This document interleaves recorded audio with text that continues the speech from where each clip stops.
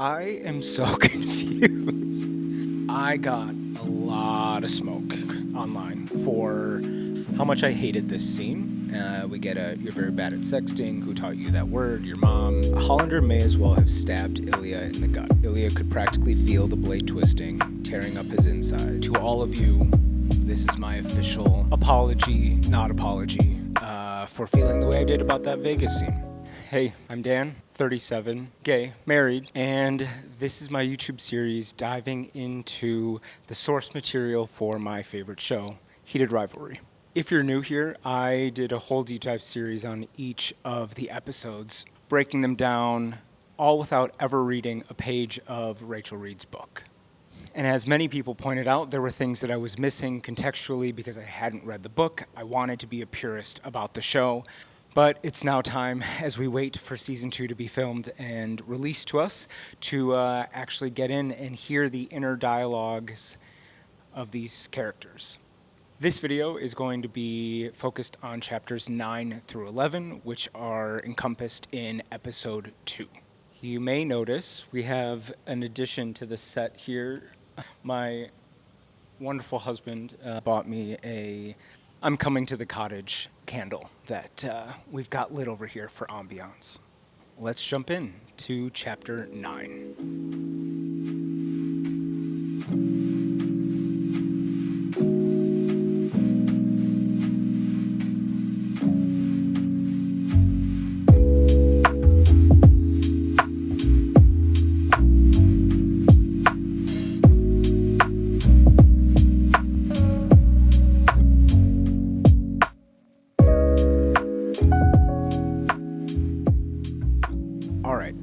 I am so confused. If you watched my last video where we were reading the chapters for episode 1, I got so confused when they met the last time in the hotel because I thought that was this scene, but it wasn't. So this is chapter 9 is their first time together at Shane's place. In the book, it's the building that he bought and renovated, not his actual place. But maybe they just didn't explicitly give us that detail in the show. But there's definitely, I stand by what I said in the other one, where what Jacob and team did with this chapter was incredible and different than the way it's written here. But I'm getting ahead of myself. So we get introduced to Ryan Price. We never see him in the show at all. But I think he's the one that they're talking about when they're at Ily'as in Boston after the tuna melt thing, I think. But long story short, he's been kind of bouncing around between different teams, not a very good flyer. And we get to see a nurturing, gentle side of Ilya that is just he looks nervous. He goes and shares his iPad, gives him the AirPods so that he can kind of zone out because he's nervous about flying. I guess there was some turbulence on the way, and they're on their way to Montreal where he will see his boy, which he's very excited about. We also, even though he doesn't want to say it, he's admittedly been trying to distract himself with the movie because heading to Montreal always puts him on edge. It wasn't nerves, it was something else. Anticipation, maybe. He didn't want to say excitement. The last time they had been together, Hollander had lost and was in a terrible mood. And so when he showed up to the hotel room, there was a lot of aggression, I guess, being shared between the two of them physically, which I guess Ilya was a big fan of.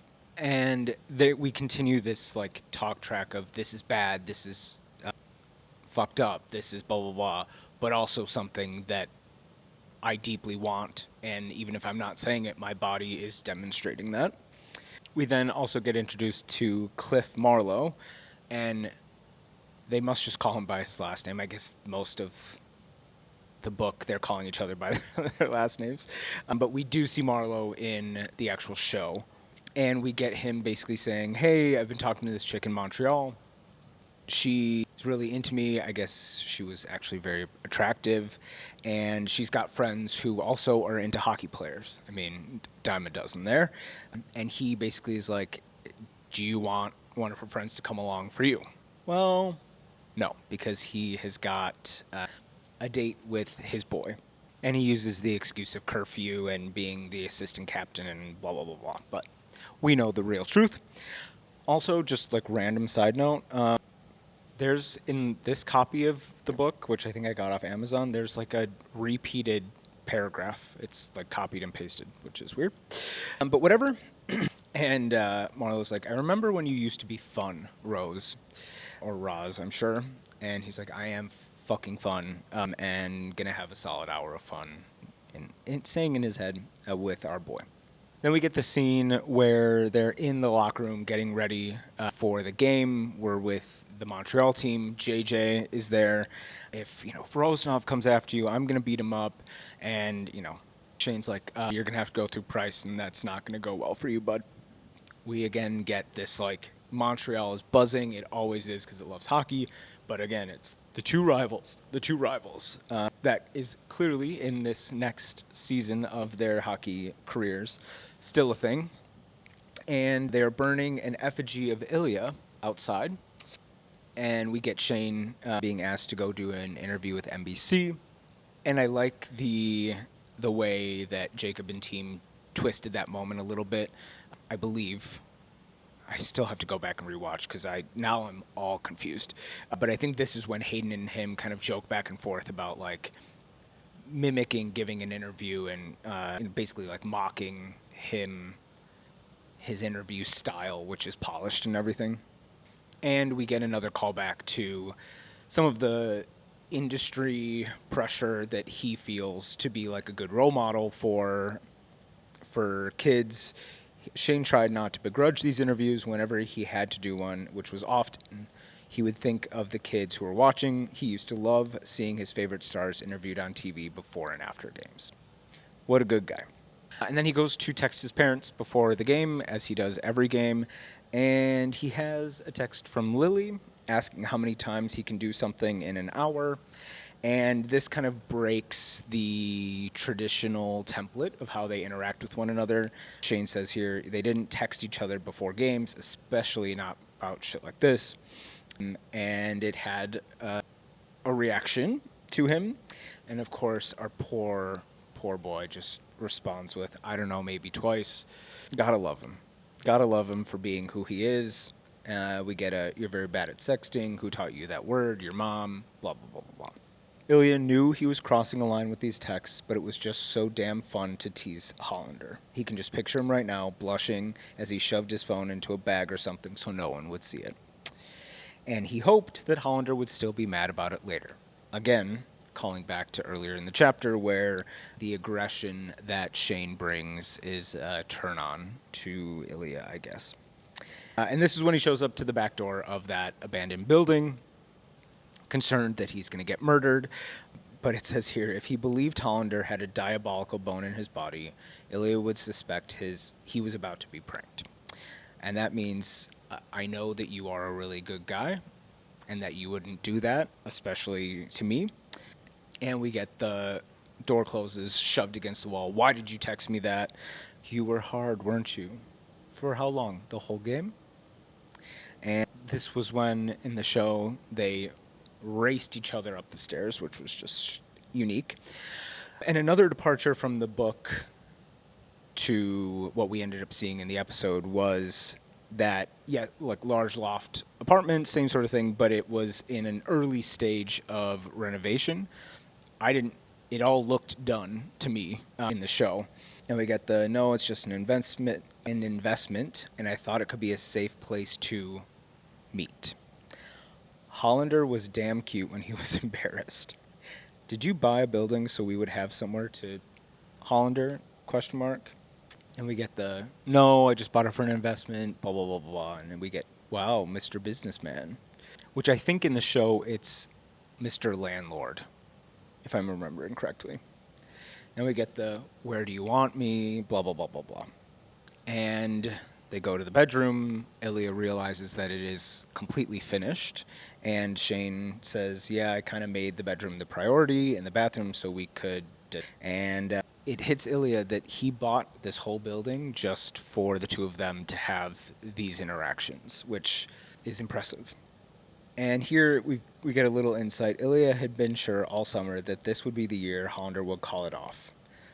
But he had thought the same thing last summer too, after their rookie season had ended and Hollander shoved him away after they'd kissed on the Las Vegas rooftop.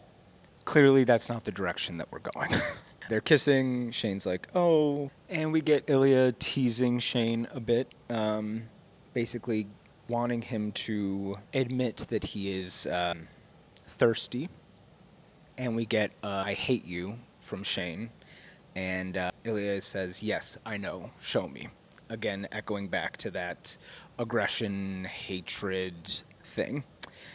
And then we get Shane unexpectedly releasing while he's not being touched. And in the show, they are actually like fully intimate. And so this whole like hands-free of it all made way more sense. But in the book, they don't go all the way, which is interesting. And there was something very sweet about the way Hollander was, like he wasn't trying to get it over with, even though he had already had his own. He seemed to legitimately enjoy making Ilya feel good. He didn't want to say it was better than it was with anyone else, but it was different. Not only because Hollander was a man, Ilya hadn't been with a man who wasn't a Hollander in over a year, 2 maybe. They were, I guess, fairly vocal. And we get Shane saying, yes, I'm glad we were in an empty building where no one could hear you. And Ilya felt the rare and unwelcome sensation of his cheeks heating in embarrassment. He didn't usually yell like that. Okay. And we get, the usual, I have to go. It's a nice building. And this stairwell conversation of excited to go to the Olympics. He was, but inside thinking about the expectations of his country, his father, made his stomach hurt. We get the amazing trick, and he leaned down and kissed Hollander quickly on the mouth. Good night, Hollander. Good night. Ilya was grinning like an idiot for the entire cab ride back to his hotel. Okay. Echo kind of what I said in my last video where I thought that was the scene that we were talking about. I do really think that the show made this scene much more romantic and an anchor point of they are really moving away from this being just purely a physical thing. And that story is really told by like the physicality of it all, but really the overture of Peter Peters' song as all of this is ongoing. But we finally get to be introduced to the 3-story building that Shane bought for him and Ilya. All right, let's go on to Chapter 10. We are at the Olympics in Sochi, Russia.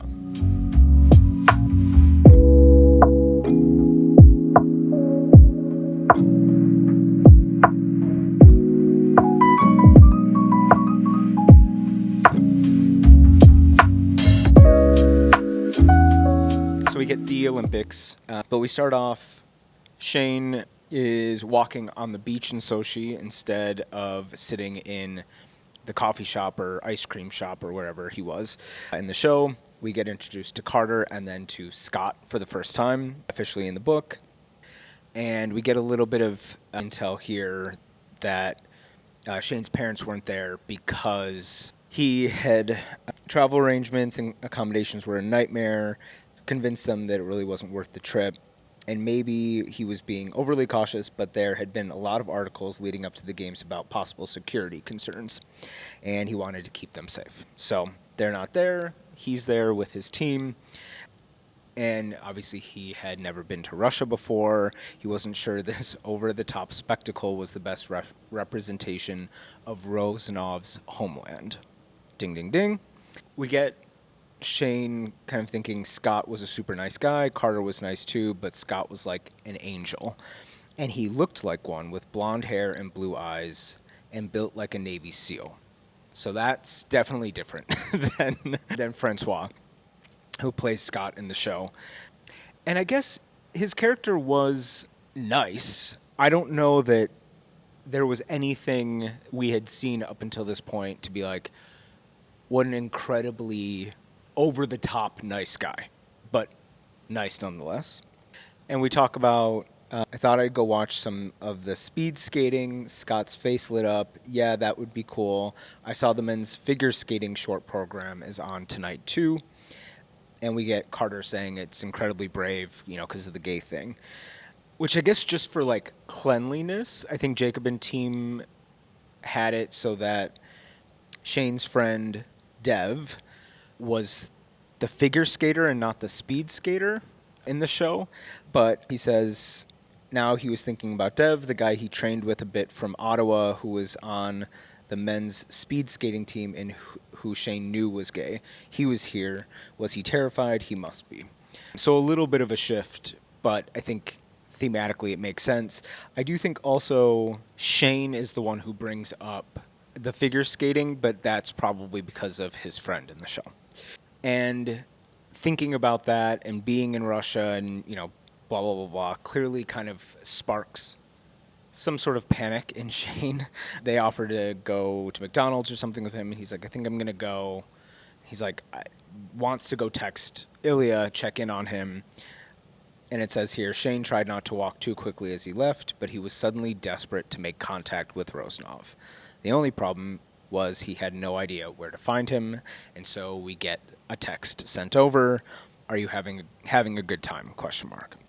In the book, we also get a little bit more build up around kind of like the environment. So Ilya had been on edge all week. It had been days of smiling for Russian media and mingling with government officials who made his skin crawl.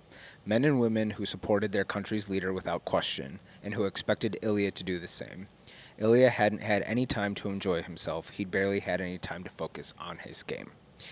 And I think we all, those of us who operate in the world, know of some of the unique things that the leader of Russia does. So I think good thing for Rachel to call out that Ilya is not a fan. And something that I guess for some reason I never thought about this, but as they're talking about how the Russian hockey team was a mess, it's a team that's basically just like slapped together just because you all are from the same country. And so you have to very quickly kind of like figure out how to mesh and how to weave together egos and pressure and blah, blah, blah, blah, blah. And I guess other than like playing against one another, if you were in the same league, you wouldn't really have a starting point to like build a foundation. And I would assume that you have to do that very quickly. So you're not getting kind of optimal team output. And it sounds like the Russian team was just the perfect storm of not the right people to fit together. And they had already gotten out of the running for the medal. And Ilya just wanted it all to be over so he could go home. When had he started thinking of Boston as home?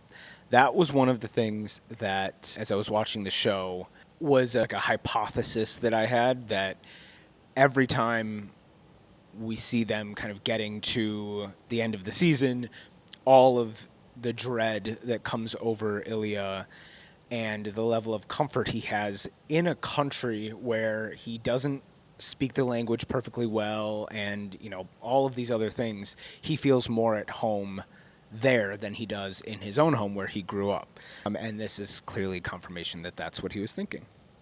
And there's this ridiculous gala that his father was going to make him go to. It says his father had only spoken to him this week to let him know how badly he let Russia down. And we meet Papa officially in all of his intimidating glory. Confirmation again that he's in the police, so he's in his full dress police uniform. And he's 55 years older than Ilya. So even with him being young, Ilya being young, he had his family much later, obviously, in life. And then we get this like inspection. It's like making sure everything is perfect. Of course, he finds something, so he's like, "You need a haircut." And his dad saying, "The minister wants to meet you tonight. I will be honored. You should be honored that he would want to even meet with you after last night, to lose to Latvia." Just like the slog of, lots of support from Daddy-O here. And we get the kind of mental slip up of who tied this bow tie for you. Well, your mother. She doesn't know how to do this properly. Ilya froze, his breath caught in his throat, and swallowed hard before saying, as evenly as possible, "No, father, mom is dead, remember." His dad froze. Ilya could see the confusion in his eyes before he blinked and shook his head. "Yes, of course. I know that. I was thinking of your stepmother. Where is Paulina tonight?" "Home." No further explanation. And in that dementia, confusion, sundowning moment, Ilya's like, "Okay, we should go." And his dad goes, "Yes," forgetting what they were doing, even though he had already brought it up like minutes before. And, we get Ilya didn't like his father, but he hated watching him deteriorate. He wondered if it would be easier when his brain was fully gone and he no longer had to suffer the embarrassment of drifting in and out of himself. That drifting in and out of himself is a really cool way to describe this point in a dementia patient's journey. So, like, high five, Rachel. I love that.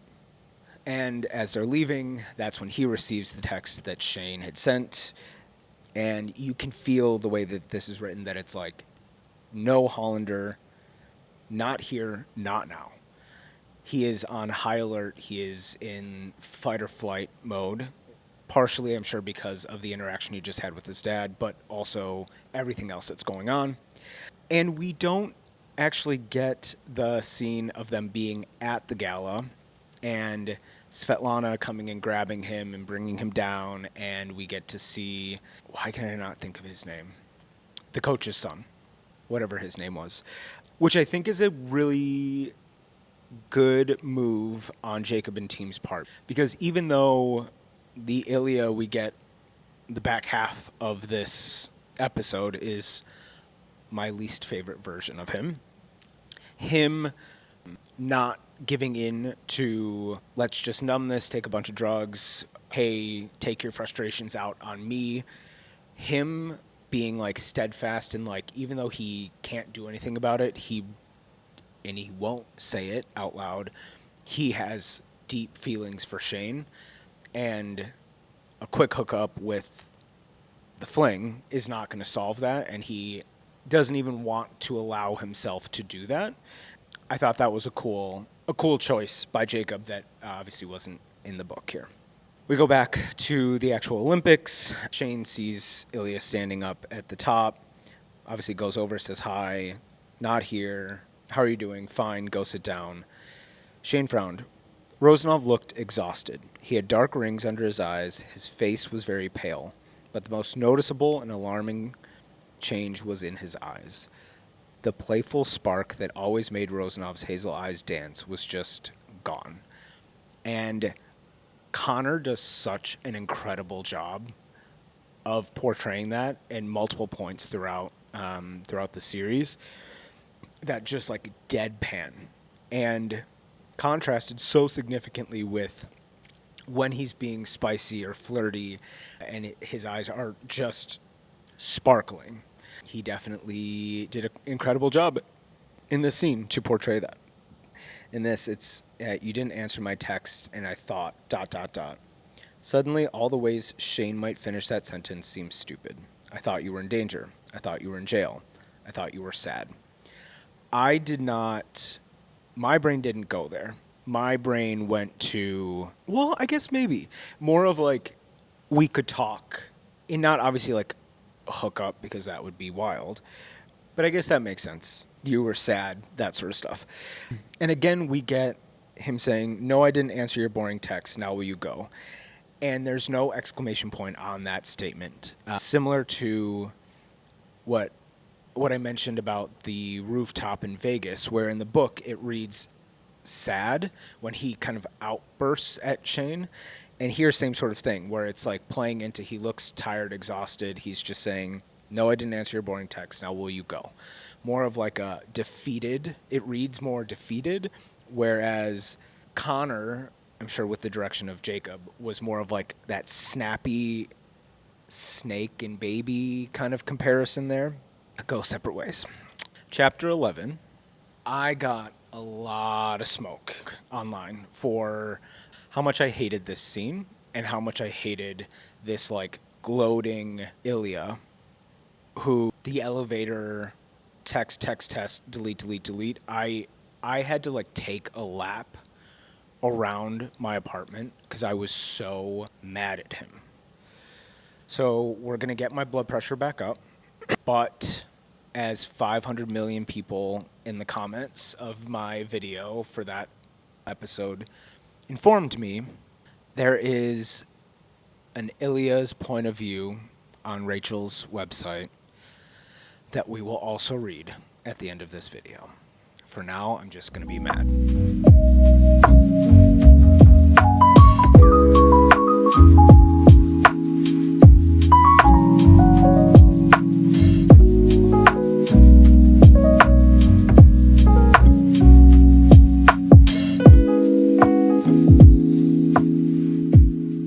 Expected, not a happy camper, but in Vegas, they are presenting sportsmanlike conduct at the NHL awards.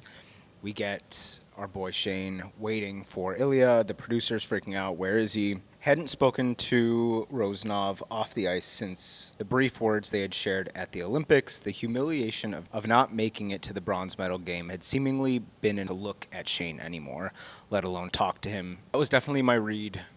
Show, but more of that here. Rosanov losing so horribly in the Olympics into fuel to propel him and the Bears. The way I took it from the show's perspective was that he almost like reverted to the person that his dad wants him to be, or his country wanted him to be, in terms of his being distracted and not being American, which I guess is similar to the way the book reads here.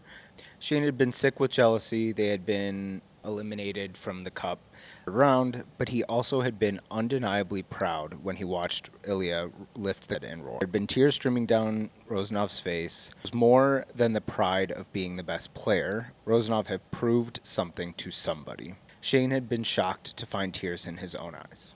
I loved that scene in the show. You can just see this personified perfectly, and Hudson in his like micro expression acting and just like, and he captured this perfectly. Mr. Cocky coming up behind me, looking for me. We get this back and forth. Where were you? Busy with who?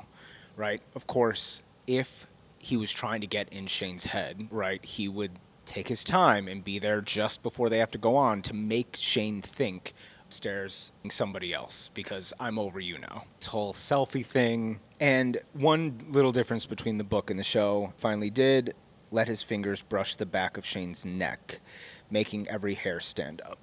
In the show, he essentially like down his back to like almost his butt. So a little bit more overtly flirtatious. Shane, of course, leaves the stage as quickly as possible, goes into the bathroom. The way I wanted to punch the smirk off of Ilya's face. Shane was seething. Correct. Just walks in like, well, why don't you? And this like, well, why don't you for me instead? Just the touching his face, just he melts like soft, scared guy. He gives in, please, and we have the whole back and forth. We get the, if I win, you can have anything you want, and if you win, Ilya, and he's like, I will let you know, as he said with a wicked smile across his face. Shane left the party as early as he could. He wished he had the willpower to stay, to make Rosanov wait. He wished he had the strength to stand Rosanov up. Going into this a little tipsy with a few beers and already kind of at his breaking point. Him knocking on the door, going in, Ilya's just standing there, and as he spreads his arms out as if to say, well, Connor did that pretty well. You now take off your clothes. Shane had been kind of hoping Rosanov would help him with that, but he obeyed. and the hand gestures, they follow me without saying anything. I like that Jacob and team had it so that he basically just dragged the chair from one room to the other. In the book, the chair's already in there, and I guess he's gone for an obnoxiously long time when he returned holding a glass of clear liquid. He wants him to show off for him. And one of the things that I kind of struggled with watching this show was that, not that if to me it read that Shane wasn't down, but he was doing it just for Ilya and not necessarily thoroughly enjoying it himself. The inner dialogue is, I guess, he already found himself enjoying it, and this like point of view from Shane of seeing Ilya kind of like lean forward and get like just eyes locked on him, looking a little flushed.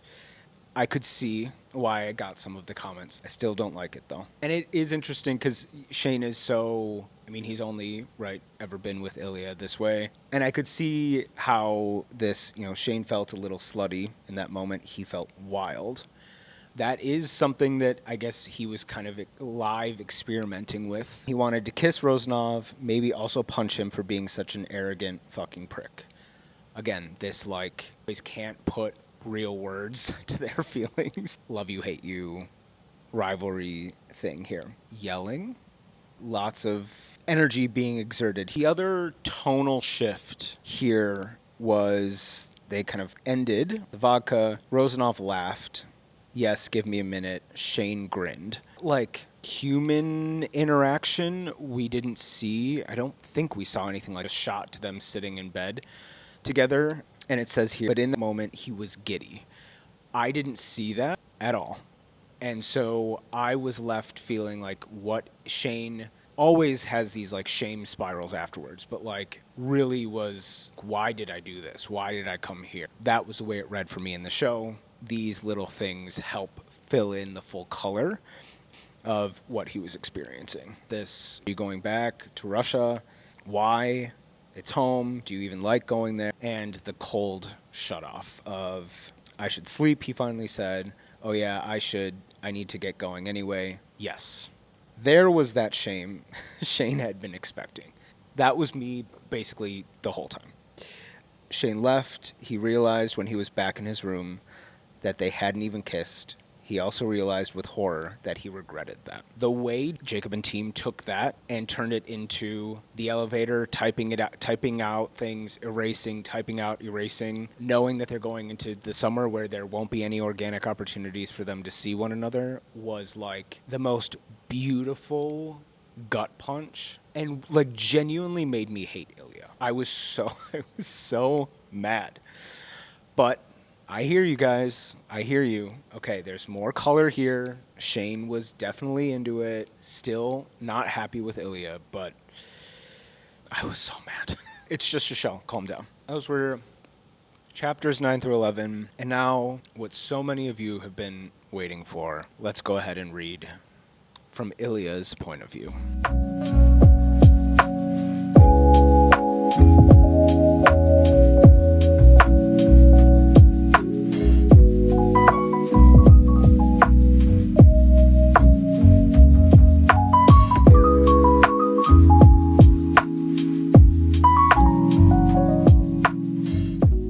Okay, so from Ilya's point of view, he was also freaking out before presenting the awards. He had to go and compose himself in that bathroom that they end up in afterwards. And he says his father wasn't well. If there had been any uncertainty about that before, going back to Russia for the Olympics had ended it.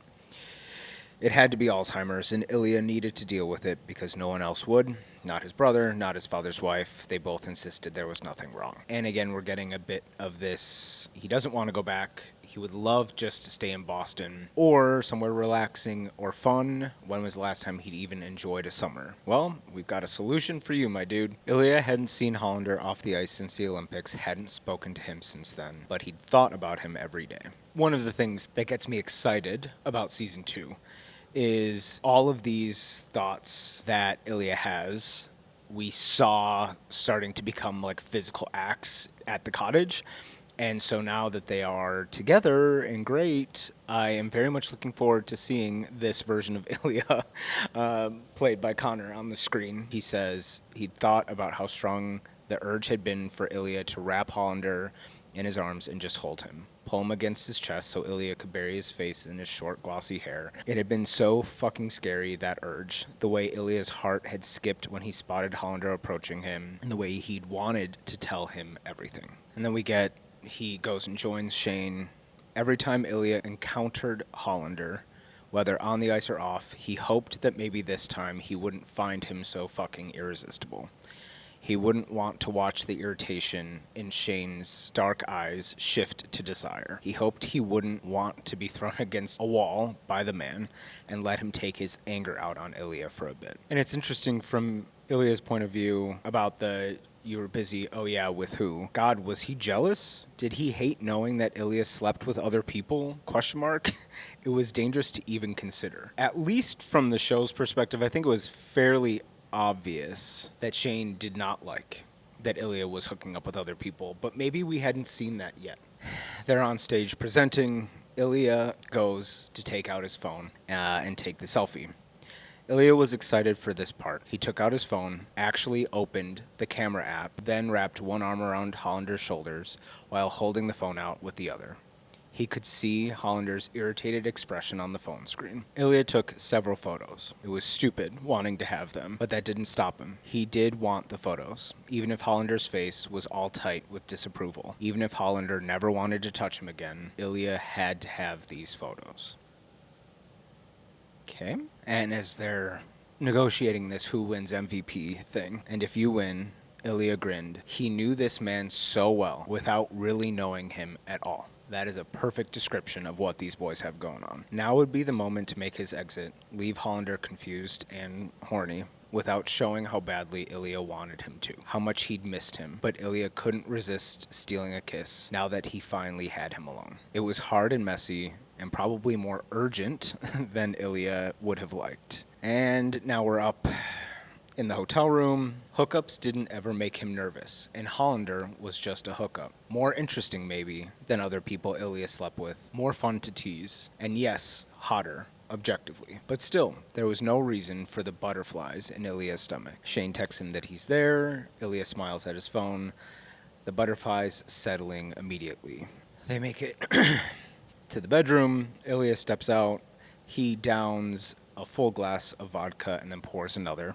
He was leaning forward eagerly in his chair and didn't realize it until Hollander opened his eyes, catching him. We get Shane asking, please, and Ilya wanted him to say it. He wanted to tell Ilya to blank him, to hold him, to stay with him. We only get one of those asks. English left Ilya. Everything left Ilya except for raging lust, and something sharper and more painful that he needed to ignore. And at the end, when he steps out to go get Shane his prize, Ilya laughed and his heart swelled. Yes, give me a minute.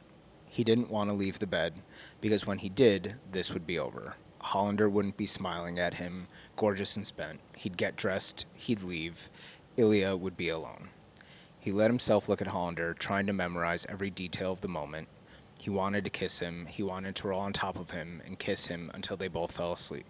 He wanted to kiss him in the morning and all day tomorrow. And when Shane asks, but do you like going to Russia? Hollander may as well have stabbed Ilya in the gut. Ilya could practically feel the blade twisting, tearing up his insides. He hoped Hollander didn't notice his shaking fingers as he brought the cigarette back to his lips.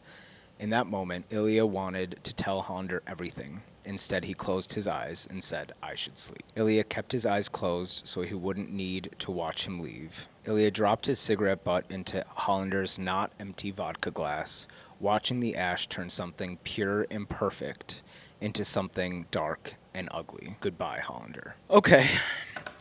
We didn't get any of the inner dialogue. To all of you, this is my official apology, not apology. for feeling the way I did about that Vegas scene. Always helpful to have additional context of what our boys are thinking because they don't text a lot and they don't talk a lot in the show. But yeah, another fun couple chapters to read. I am glad that we did the bonus content with Ilya's point of view. Just a handful of changes, really, from the book to the episode. I think this one was pretty much spot on. You know, we didn't see Pike at all, which I think is fine. And again, that the difference in the positioning of Ilya at the rink in Sochi and him not like barking or striking back at Shane, but him being like somber and beaten down and, saying, no, I didn't respond to your stupid text, Hollander. If Jacob and team were trying to get us to be confused or mad at Ilya or not get Ilya, I think it was a good choice to do it the way they did. As I said, if I had seen it portrayed that way, both there and in the Vegas scene from episode 1, I maybe would have caught on to his sadness a bit more. And then the other main kind of difference is not including the bathroom scene with Svetlana and the coach's son, who I still can't remember his name. And I'm really glad that that was in the show because without having to say it, they were able to demonstrate that Ilya wasn't looking to fall back into the old ways of just like, numb it.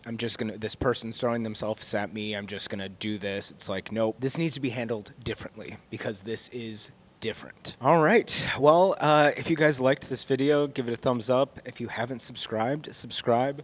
We also do memberships here where you get early access to videos, and I'm trying to actually get a copyright-stricken, crazy video of me actually rewatching the episode with the book open up for members. We'll see if I'm going to be able to do that. The YouTube gods are not on my side. But up next, we're going to dive into the whole book that tells us the love story of Scott and Kip, who are at the center of episode 3. All right. Bye.